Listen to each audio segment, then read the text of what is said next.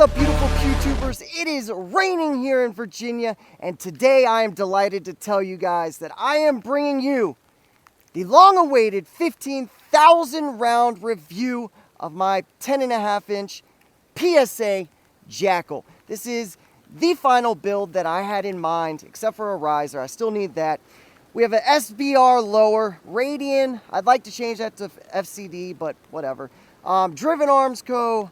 grip with the other adjustable gas plug in it. I have a Mepro light up front, Goon beam up front, and then I have a silent AF Vigilanti. It's a great suppressor on this beautiful SBR JAKL. I love this thing. There are a couple things that I'll change out, but I do that in every build. Let's get into why I love her so much next.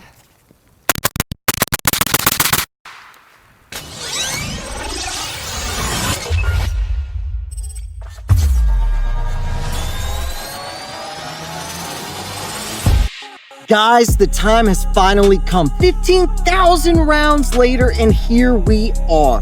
I am going to be speaking very favorably about this rifle, but there are some major drawbacks. One of the issues is rather disconcerting, and if you do not complete routine preventative maintenance, it could lead to a catastrophic failure. This takes it from a gun I trust above everything down to a gun I love to use but have hesitation for long-term sustained usage. I share a lot of love for the PSA JAKL and do trust mine, but the platform has a glaring flaw. PSA is now in a position to fix the issue and keep up with the bigger names in the piston space, or drown in forever mediocrity. A dear friend of the channel purchased the JAKL upper kit 2 years ago and gifted it to the channel for long-term reviews. From the moment I placed her on a lower receiver until present, the JAKL was the rifle that I took to the range day in and day out, took to classes, learned a lot, trained a lot, and even fell in love with rifle shooting. My JAKL started out as a pistol, evolved into an SBR, and now sits as you see here. She's not beautiful, she's not perfect, and she has some glaring downfalls. Even with this said, I'll be damned if I don't love what PSA has done with the JAKL platform. Yet still, given all of this information, I think you as a consumer should wait until the JAKL 2.0 before you get one for yourself. First, let's recap on what makes the JAKL so unique. The JAKL is a hybrid weapon system. She's a mixture of the ACR, CZ Brin, SIG MCX, SCAR, AK-47, and AR-15 platforms, mixed with a little originality and then given a generous price tag. When you first see a JAKL, a few things stand out that set it apart from your typical run-of-the-mill AR-15. It's got a 60-65 monolithic upper with a non-reciprocating side charging handle, 2 interchangeable gas blocks, and a muzzle begging for a suppressor. The bufferless long-stroke piston-driven system makes for a tiny package, hence why it is sometimes billed as the ultimate truck gun. You get piston reliability, AR familiarity, and a great price all in one amazing package. The model I chose sports a 10.5-inch completely proprietary barrel. Although it is similar to an AR-15 barrel, the JAKL barrels are manufactured in-house using 4150 chrome moly vanadium steel and has a twist of 1 in 7. It includes a turn down in the first journal of the barrel for clearance and a different barrel extension which doubles as a front trunnion. Shrouding the barrel is a 60-65 monolithic upper with M-LOK slots at the 3, 6, and 9 o'clock positions. It also has 2 QD slots and a 1913 rail from the rear to the end of the upper, making optic mounting super easy. 1913 further extends to the rear of the gun so you can install your favorite brace or stock. I truly recommend either Haga Defense or PSA's B&T MBT stocks. It is the way to go with these builds. Avoid the F5 like a plague. It isn't worth the material it's made with. The PSA JAKL is in its own essence a long stroke piston design, making it very soft shooting and a perfect host for suppressors. The engine of hers runs on a Carpenter 158 bolt and 4340 carrier, making it an AK-AR hybrid. The side charging handle is ambidextrous and super easy to change out from the sled, which is needed. Go ahead and buy the knurled charging handle. The lower is a standard AR-15, so you can swap out triggers, grips, stocks, and even lowers to your heart's content. I threw an SBR I had laying around with my favorite parts installed already. Going from tip to butt, I have the silent AF Vigilanti with a Diligent Zilch hub adapter attached to a Diligent muzzle brake. Further back is a Meprolite M22, which now sits on a Unity riser. 50-degree Q-lever ambi safeties from Forward Control Designs, a Geisley SDE trigger, driven Armsco grip, a BCM foregrip, and a PSA MBT folding stock. I also have a Goonbeam Long V2 rifle light and an Edgar Sherman sling to keep the rifle on my body. Seeing as I chose the 10.5-inch variant, the gun came with 2 gas knobs. I shoot suppressed 100% of the time, so the suppressor knob lives on my gun, while the unsuppressed one is in my driven Armsco grip. Over the last 15,000 rounds, I've run this JAKL through every scenario I could think of. Rapid fire drills, suppressed shooting, long range plinking, and even a handful of environmental factors. I shot in some dusty, rocky terrain for a couple days on end, drug her through the snow and even a wet and muddy area, just to test its reliability. She's been buried and drowned, but the only harshest environmental condition that took her out was being buried in mud. I've used a mixture of ammo from 55 grain full metal jacket, 62 grain AAC saber, to the beautiful IMI Razor Core 77 grain and the Black Hills Mark 262. I even tried some steel case Tula for the budget-minded. Now, starting with reliability, the JAKL is a tank. I have only incurred a couple of malfunctions throughout the last couple of years. Only one of them was done without any outside variables being placed upon it. I had a round get stuck and was not able to extract it without mortaring it. The only other times there were any type of malfunctions were due to mud being shoved into the reciprocating channel, gumming up the sled and not allowing the gun to reciprocate. I can't blame this on the gun itself, as most AK and ARs will do the same to some extent. I'm not a fan of torture testing items as the variables seem far-reaching, but testing against the harsh reality of being in the field for extended time is needed. The JAKL did a great job compared to most, but did jam when buried in mud.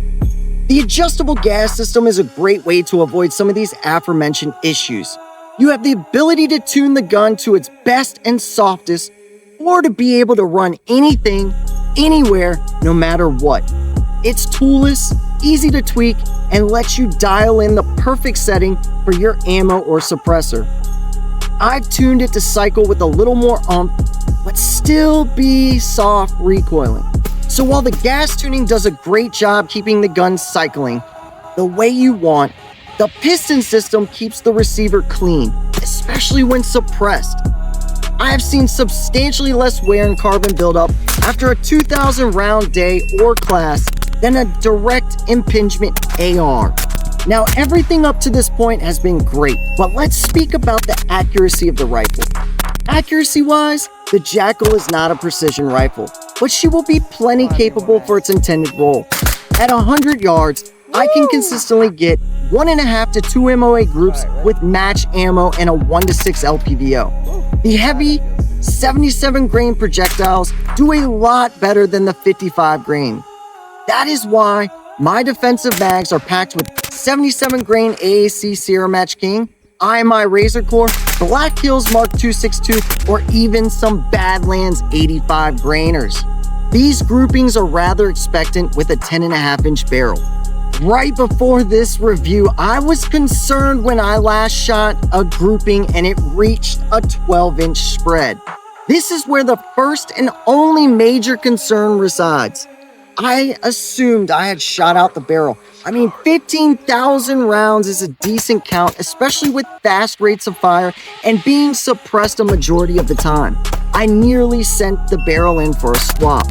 Luckily, as I was cleaning it one day, I noticed a huge amount of movement with the barrel.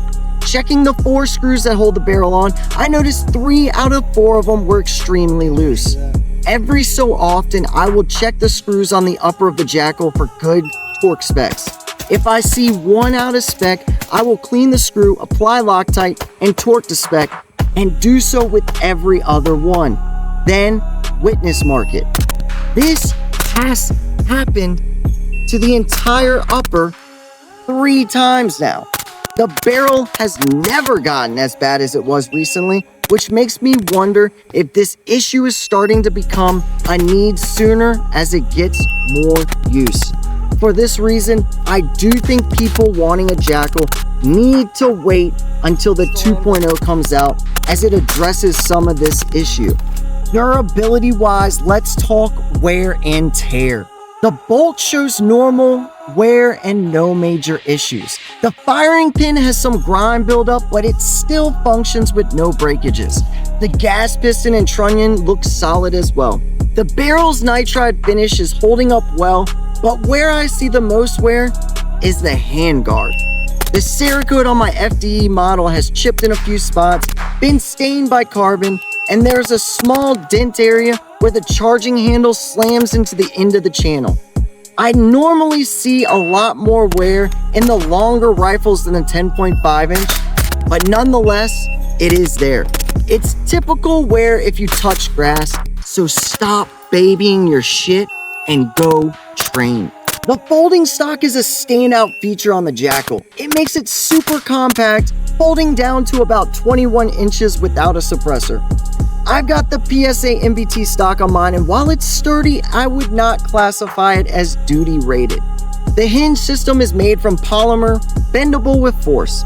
I fear with too much pressure on the hinge, it will break faster than the one from Haga Defense. With that said, it is nice to fold into a bag and just take her wherever I think I may need it. The PSA MBT stock is heavier than the F5, at least from my perspective, without a scale. This helps balance the JAKL, as piston guns tend to be front heavy.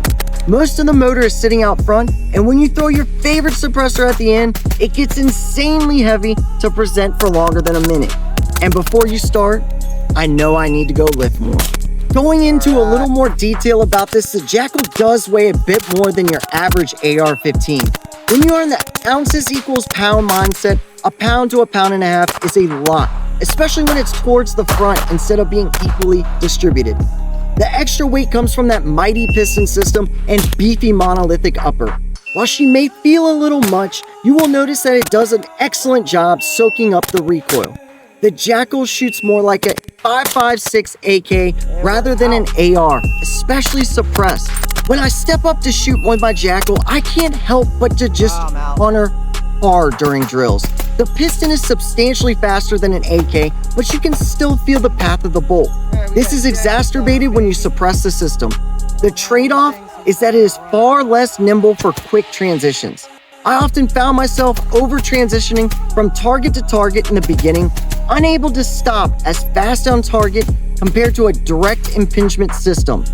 Easy to train out of with persistent practice, which should be going on regardless, right? So with all this said, what is the verdict after 15,000 rounds? The PSA JAKL is a rock-solid, reliable platform that does live up to its truck gun hype. But it's far from perfect. She's front-heavy as fuck. The rail is very close to the gas system, allowing it to heat up very quickly when suppressed, and the engineering that went into the assembly lacks long-term integrity without spot-checking torque specs. But when you weigh these against the majority of great features, including the price point, I think the JAKL is on par to take over the budget market for piston systems. Is it a SCAR? Nah. Is it an MCX? Also no.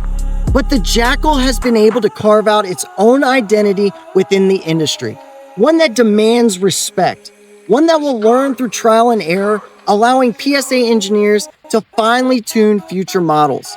Above all, I think the JAKL is a gun made by gun enthusiasts for gun enthusiasts. While I do not think everyone should think of this rifle as a duty rifle, I do. I trust this gun to defend my family, my friends, and even myself. It goes bang with every trigger pull, and that is important. Just make sure to spot check your screws and memorize the torque specs. 60 inch-pounds for the front trunnion, 20 inch-pounds for the handguard, and 30 inch-pounds for insert rail. Compared to the SCAR and the MCX, the JAKL delivers 90% of the performance at half the price. If you're looking for a do-it-all rifle that can take a beating and keep running, the JAKL is a strong contender. I'm planning to keep pushing mine past 20,000 rounds, so stay tuned for an update. Let me know what you guys think of the JAKL in the comments. And don't forget, like, comment, and subscribe to the channel by August 9th to be entered to win a Mantis laser pistol system. Remember, learn, train, and evolve, but above all, God bless. Guys, I've had this PSA JAKL for about 3 years now. It's the first serious rifle I started with. I've taken her to classes. I've shot a lot of range film with her. I've buried her. I've thrown her in the water. I've done a lot to this beautiful rifle. And after all that, she still runs for me. 15,000 rounds later. It's not without fault. She had a couple of hiccups. They were usually induced by the operator. But I really grew to genuinely care about this PSA JAKL. It got me into the industry of firearms. It made me start appreciating Gucci things in life. It helped me learn to build and never settle for something. But then it helped me figure out that there are guns out there that I just like to fucking shred with. And this is one of them. This is one that I enjoy bringing to the range and showing new shooters how fun it is to shoot firearms. It's a soft, recoiling, short-barreled, little heavier than she should be, SBR. And I absolutely love her. I mean, how can you not? It's just awesome. It just rips. If you ever are shooting a gun and you don't have a smile on your face when she rips like this, I feel sorry for you. PSA is crushing it, guys. Just listen to this silent AF Vigilanti sizzle. Guys, I love this pistol, or rifle, excuse me. I really genuinely do. I know there's a lot of people out there that do not like PSA, and that's okay to be a snob. I get it. It's cool, man. But it's cool to enjoy shooting, regardless of what your firearm of choice is. Allow people getting into this field to see the finer things in life firsthand after they get in some practice. This is a perfect rifle just to get in and learn to shoot. Wow.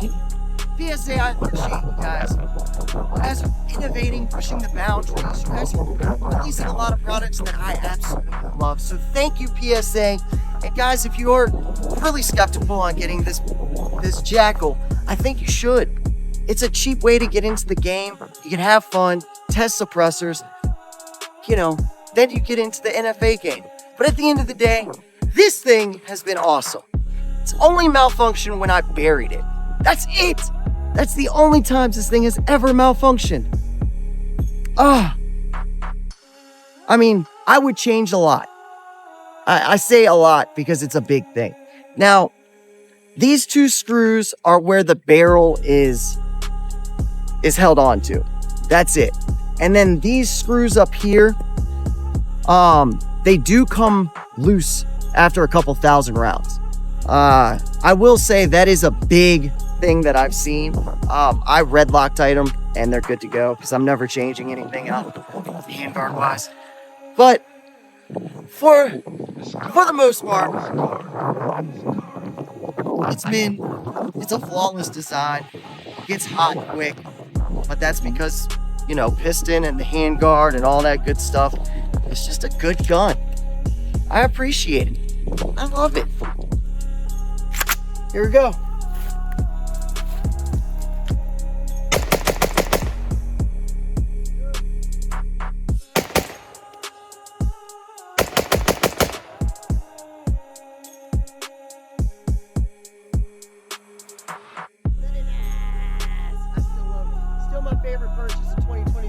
PSA, I still love you, baby.